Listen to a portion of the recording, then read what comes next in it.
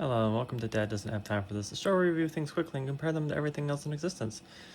Today, I'm going to talk about Escape from Germany, a small indie film that I guarantee most of you have never heard of. This is a film about the Latter-day Saint Church during World War II, trying to get all their missionaries out of Germany with like a week before they closed down the borders and Germany went to war with Poland, I believe. So it's a little-known story outside of LDS circles, but it makes a pretty good movie. A story about a guy who basically got tasked to just go out and find all the missionaries pretty much by himself, which isn't something that they tend to do. Usually they're a 2x2 sort of thing, but no, this guy was like, they're like, here's a pile of money, go out there and find everyone and get them out of the country.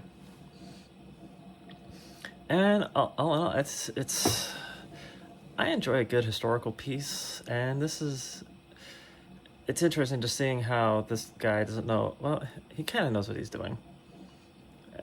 Yeah, I guess he was one of the more experienced guys. So they send this guy out in the countryside, and he's got to try to track down all these Mormon missionaries stuck in train stations and scattered throughout the country. And as he's trying to do it, the leaders are trying to get out of the country as well. And they end up, spoilers, having to steal a train and then hop on a boat across to another country, and just a whole series of various let's escape from the Nazis situations. There's also a slight undercurrent of Jews getting kicked out of the country prior to the war kicking off full force. And I don't know why, but for some reason I appreciated the wrap up at the end where they tell you what happened to all these people more than I usually do for these kind of movies.